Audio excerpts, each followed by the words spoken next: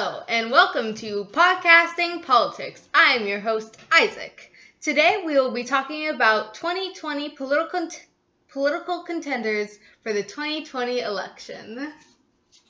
It has been a crowded field for Democrats as there are about 20 running. Only 2 Republicans have officially announced their bid. I'm here today to get some opinions from my 2 special guests who represent 2 different demographics. Would you like to introduce yourselves? Hi, I'm Steven, representing the 40 to 55 demographic. Hi, I'm Laura, representing the 18 to 24 demographic. All right, I think we'll start with you, Laura. As someone who's almost graduating high school and who started and is a first-time voter and who has seen politics through the eyes of Obama and now through Trump, how has politics changed through your mind? Well, I definitely didn't pay attention at all when Obama was in office, but I was also a lot younger, so I didn't pay attention because of that, but also because there wasn't as much media drama about it, and wasn't as many extremes.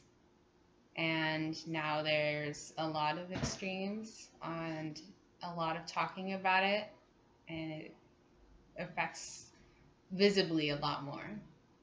So how does it affect you personally?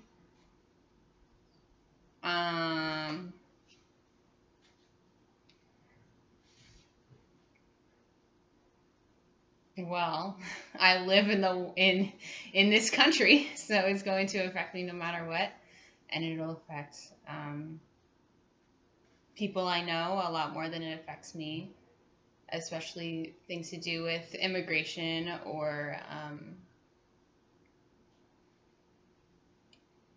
a lot of stuff to do with immigration or policies around that, and what other people are in office and what they're doing. Do you think, as someone who's 18 and you're about to go into college, and do you think you have enough time for politics to care and focus about them? Because we talk about how millennials, they don't go out and vote, and if they were voting, they could be winning all these elections.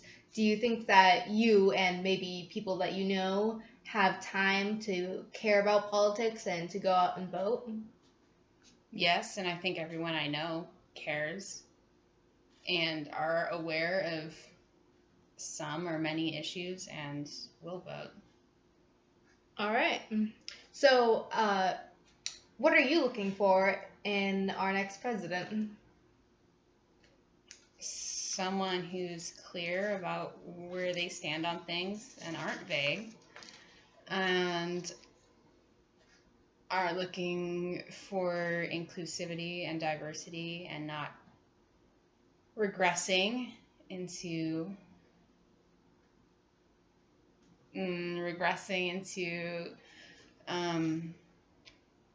conservative practices or policies. What do you mean when you say conservative? Because are you saying that like all conservative views are bad, or why don't you talk about that a little bit?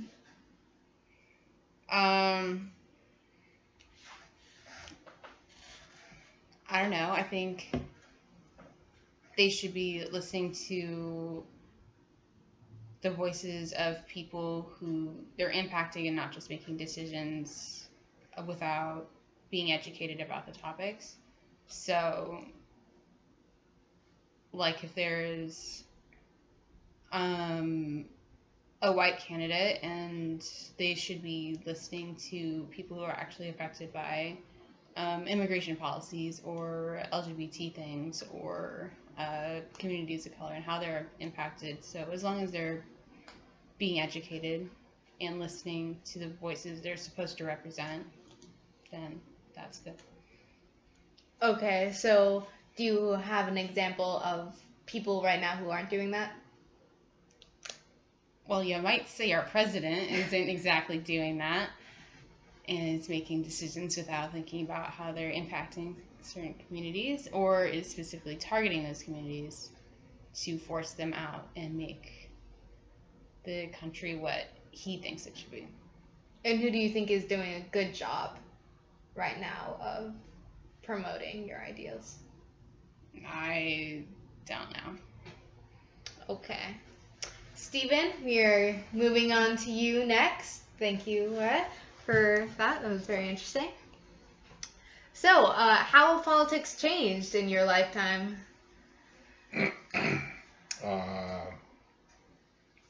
Yeah, I've been around for a lot of change in politics. When I was born, it was Nixon in office. And we had just entered into a police action that it was really a legal war against a country in Vietnam, and drug a bunch of kids and that in there to die and mess up their lives for years. And while we had a president who they actually impeached for his deeds that seem tame compared to what's going on now, I was raised a lot as a Reagan baby. So Reagan was in office for the years that I was a kid, and they made him seem like the character or actor he was in real life, like the grandfather protector, and it's America and drugs are bad, and everything will be fine. While at that point we were still doing nuclear response drills in school for duck and cover and hide under the desks. When I probably came into voting age, right around then, we went into the first Gulf War with Bush Sr., and I was probably closest feeling I could be drafted at that point as ever, because I was of age and that was still an active thing at the time. Still didn't really pay much attention to politics, though.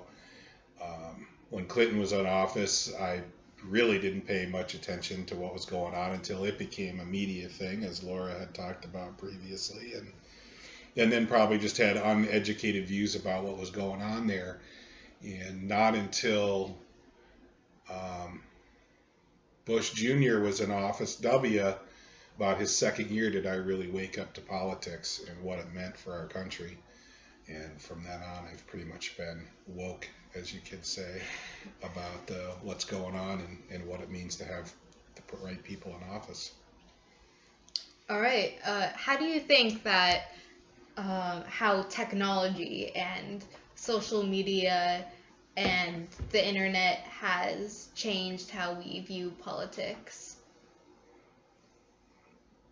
Internet's made the world much smaller. Everything is directly accessible. You can look at a camera on the other side of the world and looking at a beach somewhere, or you can read information or see artifacts from history from 1,000 years ago, or you can do something as inane as play some stupid game and see what friends are following you on that game.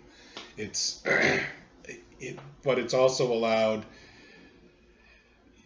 a bigger audience of people to be reached, but the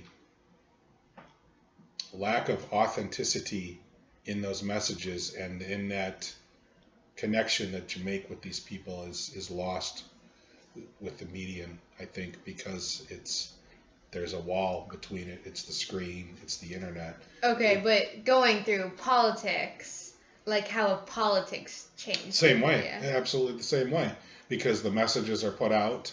The campaign, the stories, they're put out through the internet, and they're whatever it is somebody wants to put out there can float it out there, and there's not a lot of people verifying data on what's going on out there. So I think it's diluted the communication paths to get to the truth of what these. Do you think that maybe social media has made things be normalized, that like bad things that happen we don't think they're as bad because we see them from everywhere in the world instead of just like in our communities now, so that maybe we don't care about those issues as much? I think we've been desensitized to the things that have gone on that we don't. It's become such a norm. I remember when Columbine happened, everything shut down for a couple days. Like baseball, they didn't play baseball for a couple days. Schools were closed. I mean, this was across the U.S. This was, everybody cared a little bit then. Still, there was a feeling that something bad had happened, and it shouldn't happen again. Now, all of these countless times later, it's not, is it going to happen? It's just when, or it did, and you don't even, we're desensitized to it. And which follows to the same thing with the politicians. They can be rotten, dirty people, and we're desensitized to it because that's what we expect. That's what the norm has been. Okay, so how do you think that we should move forward as a country who's facing climate change, and we're facing people in poverty and our, in quotes, border crisis and all of these issues? Well, I mean, there's a lot of different issues. How do we move forward in a border crisis are two different things. I think that moving forward, I hope that the children step up and take over and realize that what's been going on in the past years is not going to work. Whether that's past 20 years or farther, that we need to look at the world in a different place, and that their numbers and that their actions make that change. Right now, you've still got the old guard in place, all the old white people, and you see what that's doing right now, and that's going to continue until they're in the grave, and that's still some time to come. But as the kids grow up, it's how do they interact? What do these politics mean to them, and how do they get involved? And when I see somebody like an AOC that's talking the truth and getting out there and came from where all the rest of us came, it gives a little hope, but we need more like her, I think. Do you think that we can wait that long for these kids to grow up? Or do you think that climate change, it's really the end? I don't think that my generation now we're too divided to make any changes. You don't think that even like how protesting and like the youth is already calling for changes, you don't think that your generation will budge? There's the two sides, and we're all old and stubborn now. So you're on one camp or the other. That's the way it is. None of our minds are gonna be changed at this point. And that divide is pretty evenly there right now. Even numbers wise, we're divided, and so until the majority comes together, that majority is not us. Okay, so what are some of the changes that you would like to see in specifically some of the most important things to you that this country gets a handle on? Obviously, the environment. All the things that are being rolled back now. I just saw a story the latter part of this week that the Horizon well incident down in the Gulf of Louisiana that spilled millions of gallons of oil into the ocean and wrecked the fishing economy there along the coast. Those regulations that were put in place were just rolled back. That were put in place to keep things like from that happening. So opening up national parks and stuff for additional drilling, and that's not helping us at all. The environment needs to be, we need to change the fuels that we use to move our life. Healthcare obviously is disaster. It can't be left up to a capitalistic system where they're just making money. And that same goes for education and prison. These should not be for-profit. These should not be for-profit programs. So those are the things we need to change. All right. So let's finally get into some of the meat. These candidates who want to change our lives for better or worse, or better in their view. Okay, to start off, I'm going to ask you about a big candidate you probably know him. He ran for the last presidential election. Give it up for Bernie Sanders. Can you tell me what you know about him and your opinion? Either of you? Laura, start us off. Well, what do I know about him? I know that had he won, he would have been the first Jewish president. He also wanted to raise the minimum wage, I think, and he wanted to improve healthcare access and stuff like that. I don't know. Steven?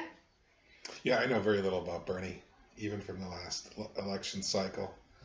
I know in general he's got some,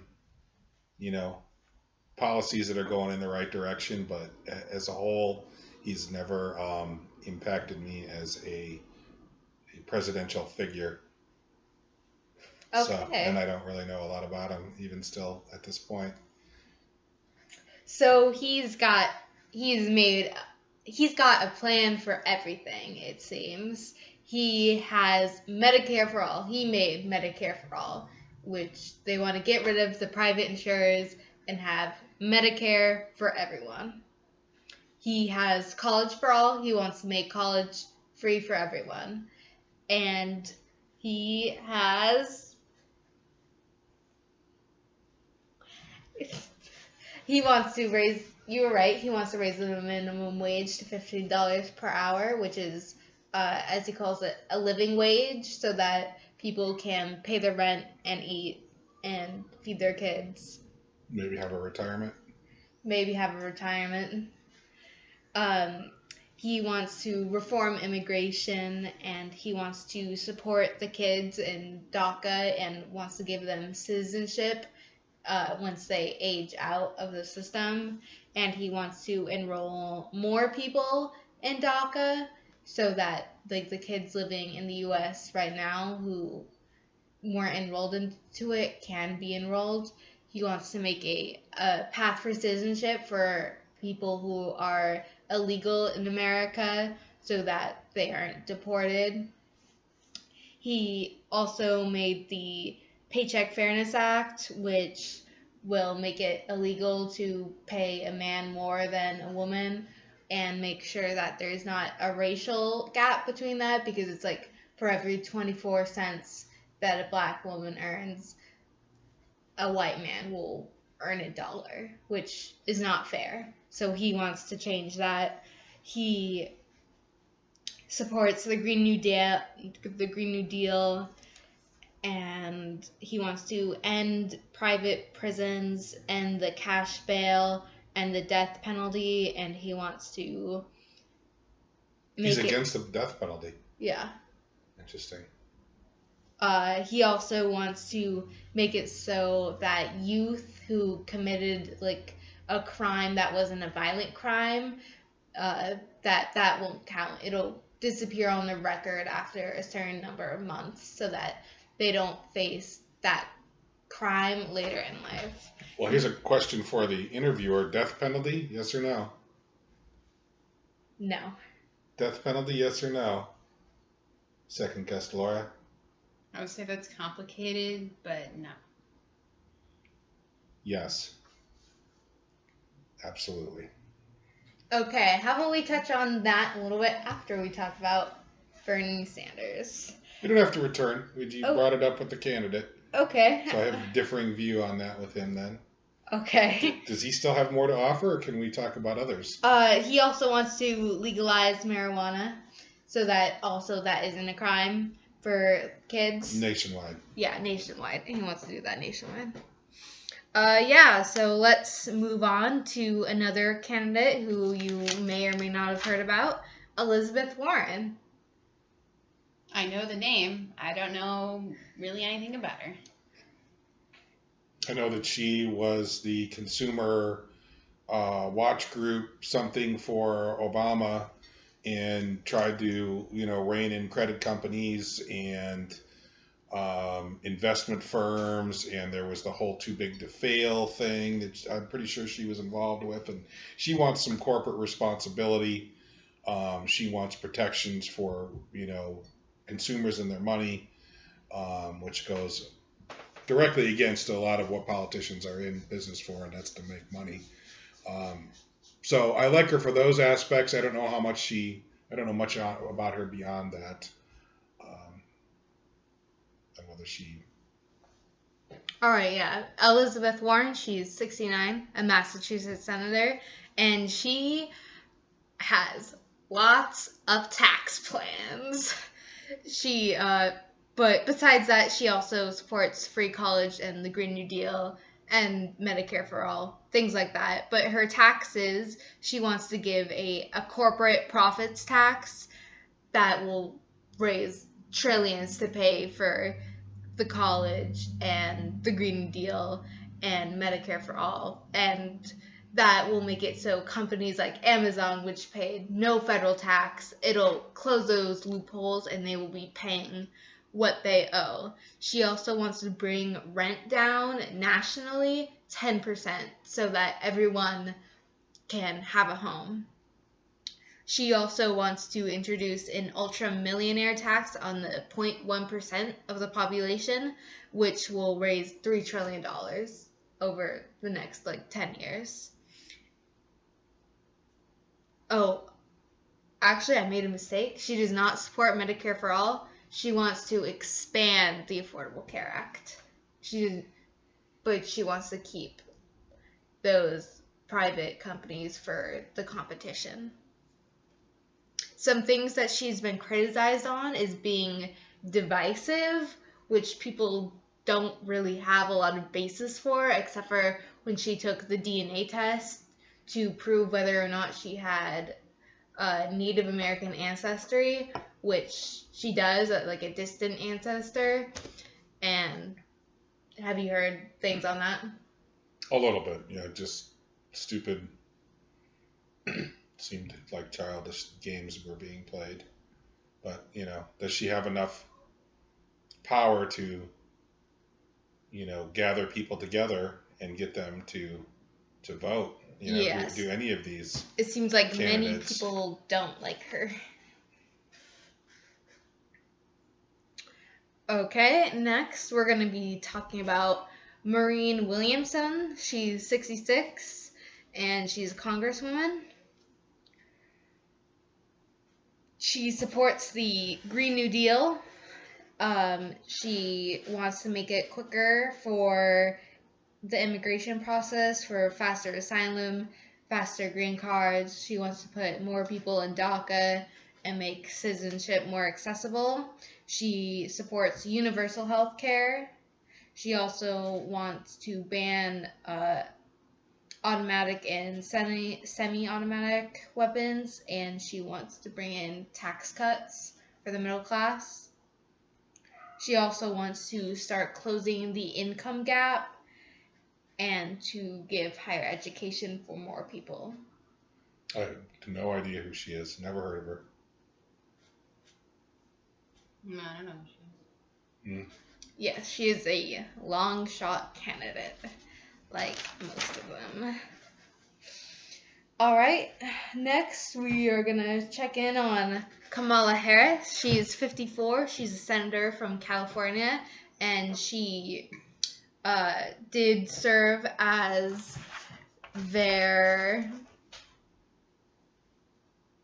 Attorney General of California for 2 terms. Do you know anything about her? Not specifically. No, you probably just told me more than that. I've seen her on some of these. I think she was in the Barr hearings talking to him. But no, not more than the others, but not enough to know what she stands for or what she's trying to do. I know some. I read about what you have in that paper over there, where they've criticized her for going back on stuff she said, or like seeming to not, criticizing how she went about criminal justice and what she's done with that. Yeah, so she has faced a lot of criticism, and that has to do with she does not support the death penalty, but she attempted to defend it at some points during she was Attorney General, and so that was confusing for a lot of people, and she seems to not act when she says she's going to act or support the people who she claims to support. She's African American, by the way. She supports Medicare for all. She wants to raise the minimum wage to $15 per hour. She also wants to nationally raise teacher pays, yearly salaries by $1,300 and $500.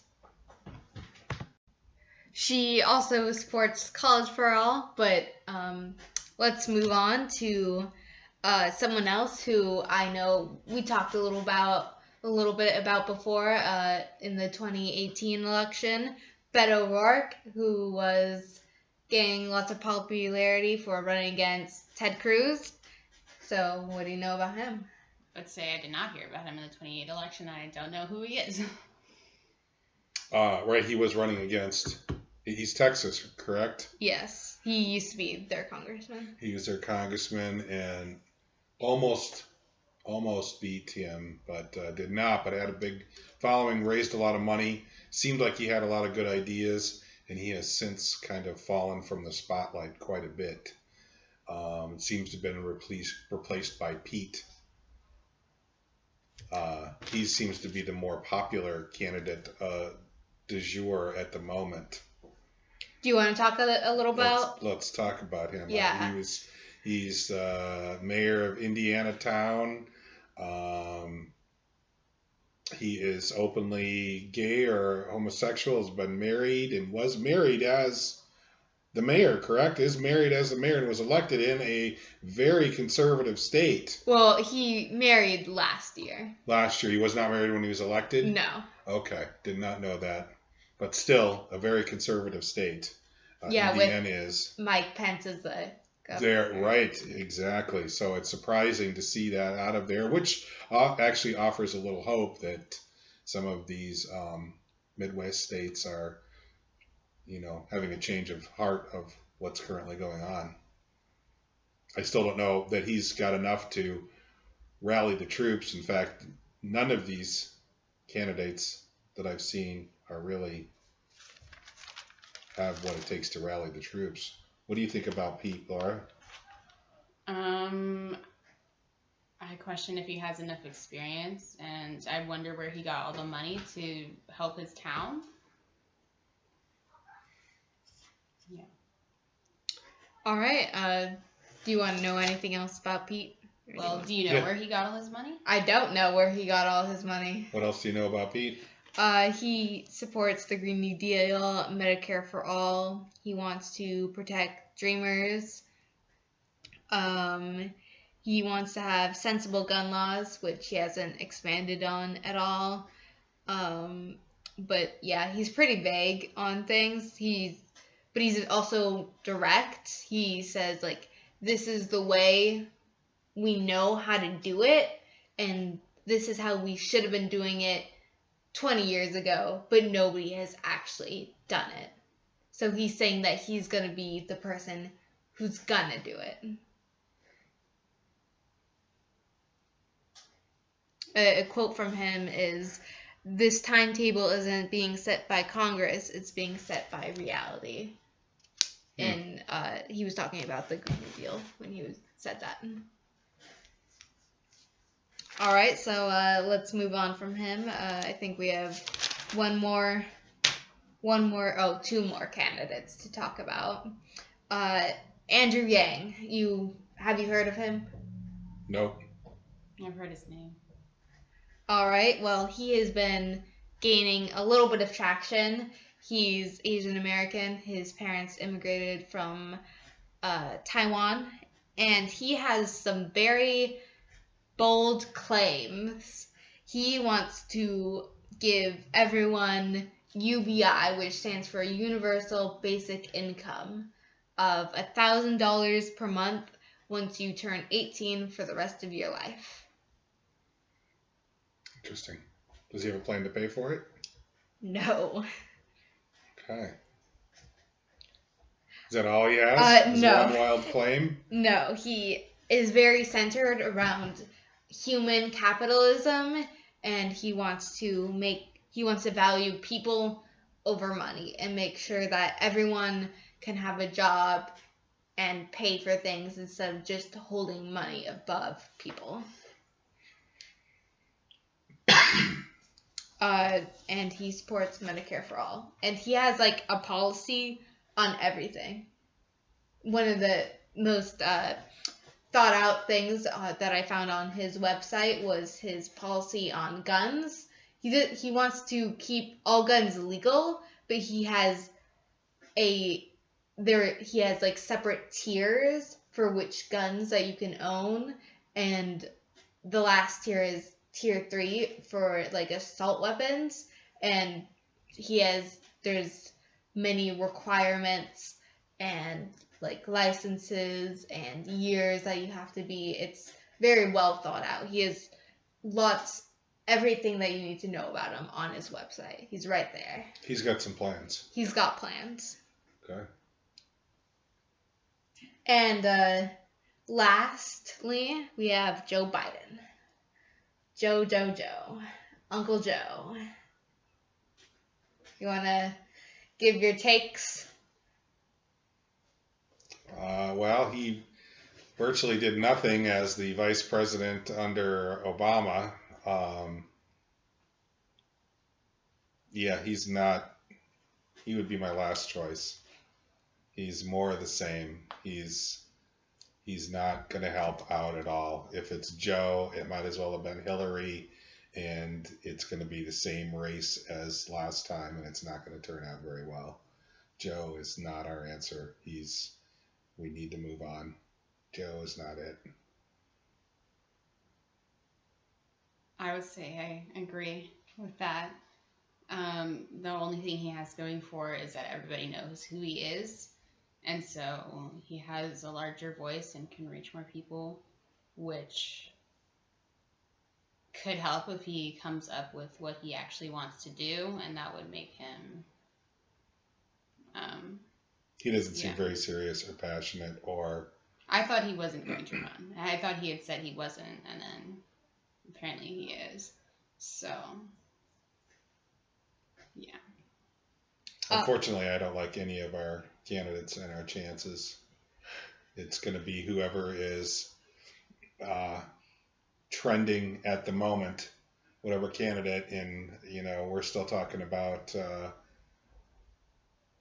18 months of time before this election takes place, and somebody new will be popular then, and that's the horse we're going to have to ride, and hope it's somebody with a plan that will get people together. All right. That's good. So there were no candidates that stood out to you at all? Not really. I don't know. I just liked when they had specific things, and when it sounded like they had more of a plan than just, I support this. They have more on how they plan to pay for things, or what specifically they want to see changed. Okay. So thank you all for listening. Thank you to the guests, Stephen and Laura, and that's it for Podcasting Politics.